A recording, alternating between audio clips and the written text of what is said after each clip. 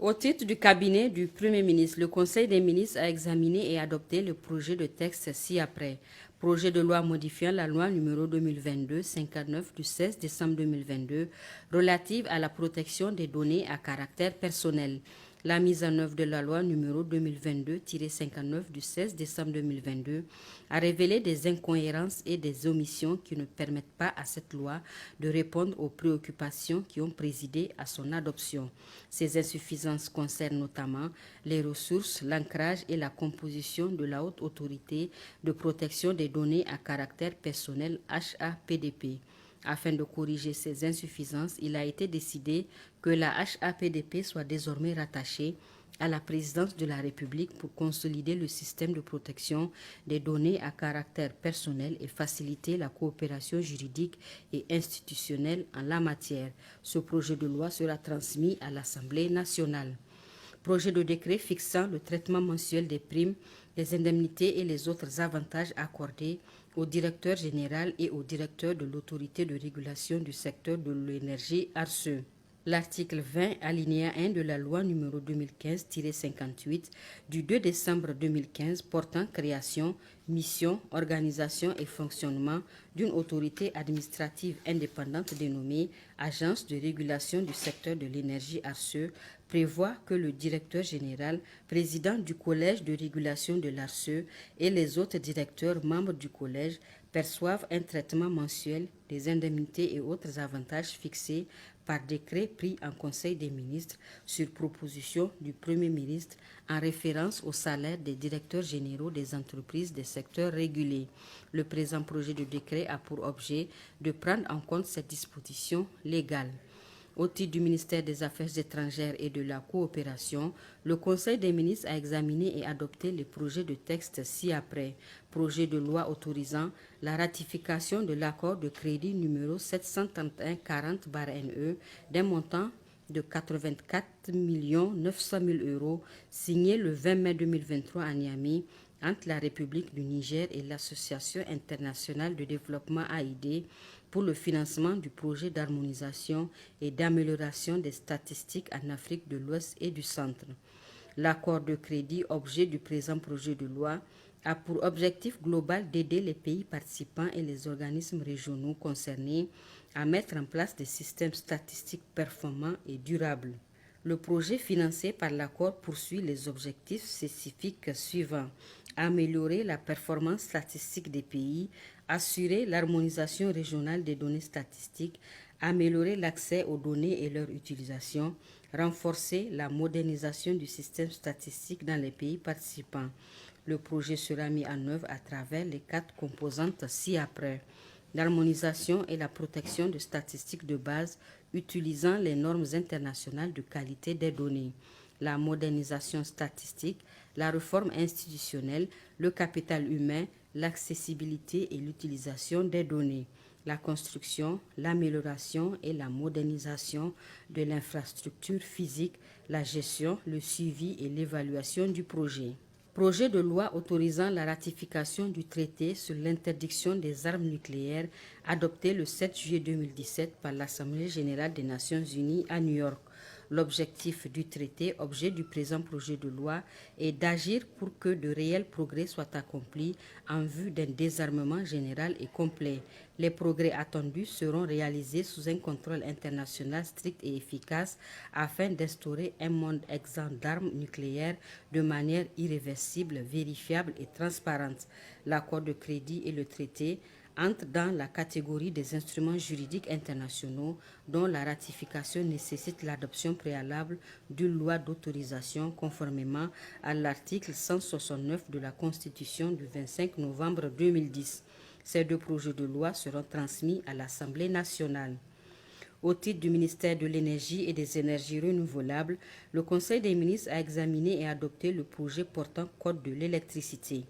Le présent projet de loi qui abroge la loi numéro 2016-05 du 17 mai 2016 portant Code de l'électricité a pour objet de définir les objectifs et instruments de la politique nationale en matière d'électricité ainsi que les principes qui gouvernent l'organisation et le fonctionnement du marché nigérien de l'électricité. Il fixe le régime juridique, fiscal et douanier des activités de production, de stockage, de transport, de transit, de dispatching, de distribution, de commercialisation, d'importation et d'exportation de l'électricité, ainsi que les règles nécessaires à la préservation de l'équilibre financier du sous-secteur de l'électricité. Le présent projet de loi vise à mettre le Code de l'électricité du Niger en conformité avec le nouveau cadre juridique communautaire de développement du sous-secteur de l'électricité. Ce projet de loi sera transmis à l'Assemblée nationale. Au titre du ministère de l'Enseignement technique et de la formation professionnelle, le Conseil des ministres a examiné et adopté les projets de texte ci-après. Projet de décret portant création d'un établissement public à caractère scientifique, culturel et technique dénommé École nationale spécialisée de l'enseignement technique et professionnel. Projet de décret portant approbation des statuts de l'École nationale spécialisée de l'enseignement technique et professionnel. Les deux projets de décret sont pris dans le cadre de la réforme du sous-secteur de l'enseignement et de la formation technique et professionnelle, notamment en ce qui concerne l'amélioration de l'efficacité interne des dispositifs d'enseignement et de formation. Ils ont pour objet de créer l'École nationale spécialisée de l'enseignement technique et professionnel et de déterminer l'organisation et les règles de fonctionnement de la dite école.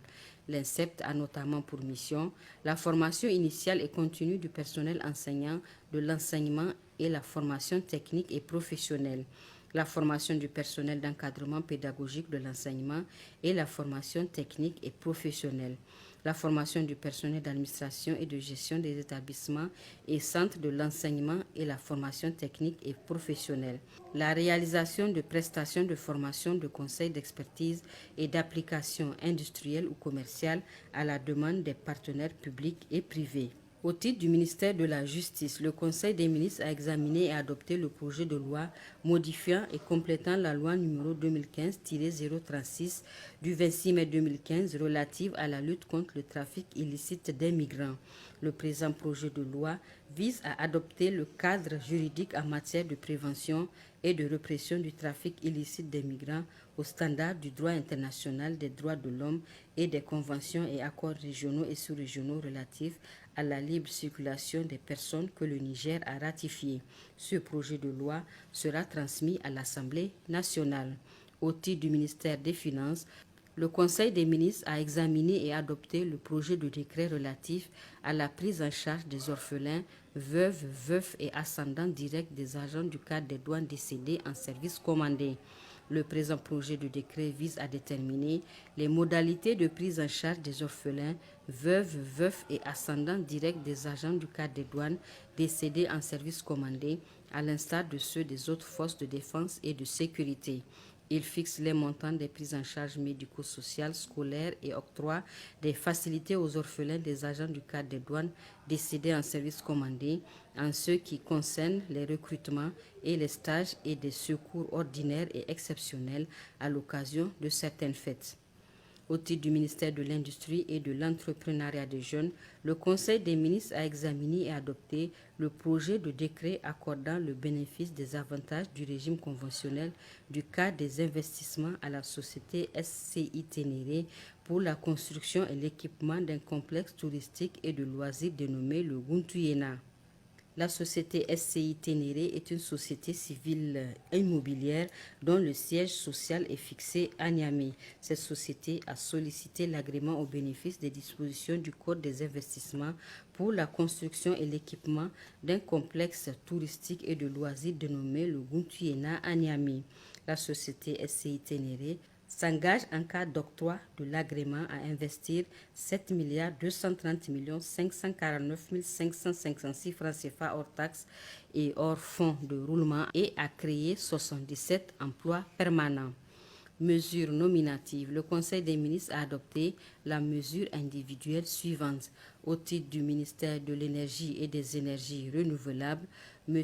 Nassirou Harouna, ingénieur en énergie nucléaire, matricule 1171-34 Bardé, est nommé directeur des applications et de l'électricité nucléaire. Communication. Le Conseil des ministres a entendu plusieurs communications relatives au marché public. Une communication du ministre de l'Agriculture relative à l'attribution d'un marché public passé par appel d'offres ouvert international pour la construction-réhabilitation de 46,56 km de pistes rurales dans la région de Dosso.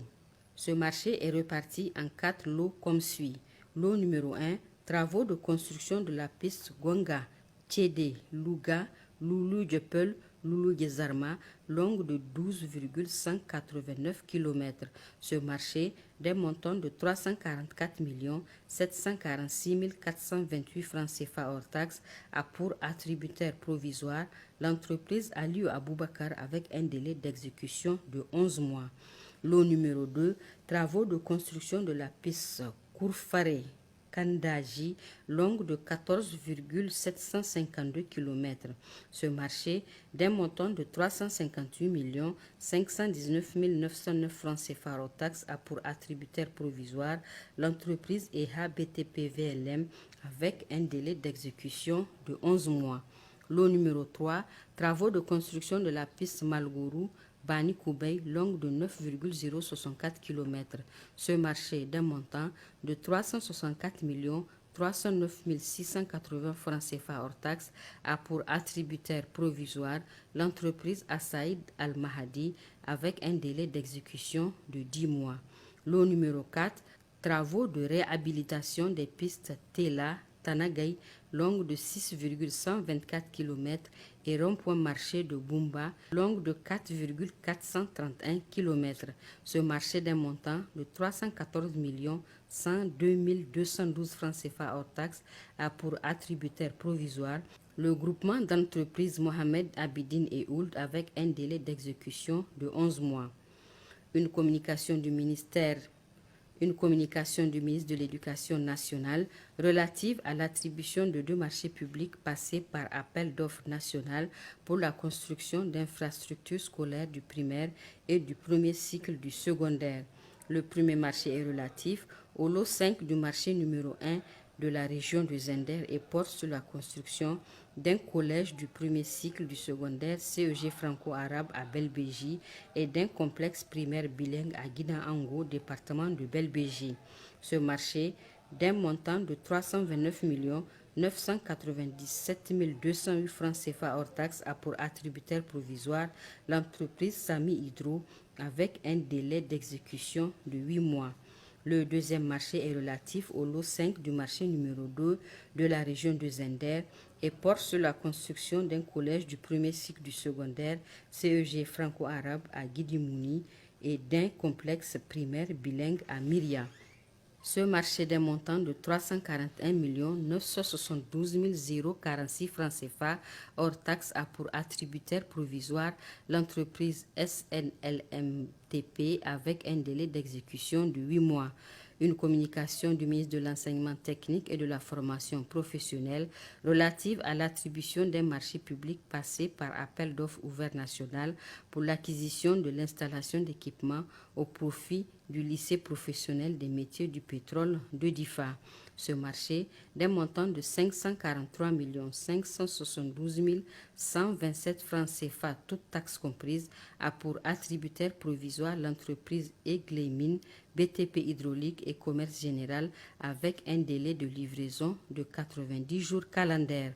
Ces communications sont faites à titre d'information en application de l'arrêté numéro 0018-PM ARCOP du 18 janvier 2023 fixant les seuils dans le cadre de la passation des marchés publics qui stipule en son article 13 que tout achat public dont le montant est égal ou supérieur à 300 millions de francs CFA hors taxe sur la valeur ajoutée doit faire l'objet d'une communication en Conseil des ministres de la part de la personne responsable du marché après approbation.